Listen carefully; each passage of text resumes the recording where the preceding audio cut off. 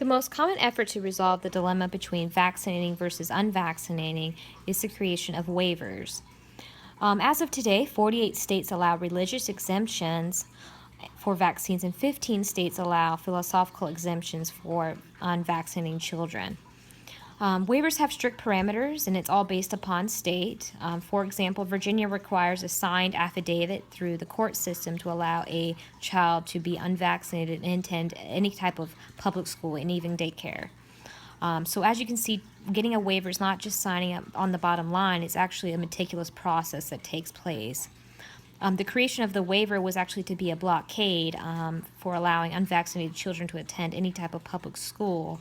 However, at this time, Washington State is the leading state for unvaccinated children in public school, and California has the leading rate of unvaccinated preschoolers, and their rate is at 51% at this point.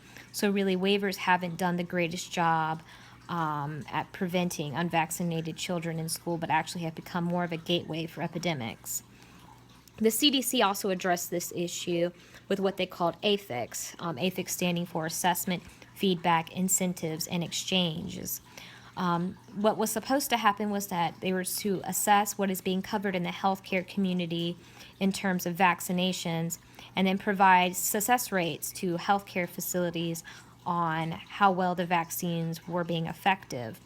And then incentives were supposed to be given to the facilities who readily vaccinated their patients, and then an exchange of information was to occur between the CDC, healthcare communities, and healthcare facilities in general. The goal of AFIX was actually to basically promote vaccines just within the healthcare community, and the hope was that once they did that, then healthcare communities and healthcare providers would readily vaccinate their patients. But it seems like their efforts might be in vain. So instead of just focusing on vaccine administration within the healthcare community, I think a real teaching needs to take place about the illnesses the vaccines are used to prevent. Because polio is not readily seen in the U.S. anymore, but as we say in clinical practice, it's just a plain right of way. And even the measles, mumps, rubella, they're not readily seen as well. However, there was a recent outbreak of measles, if you can remember.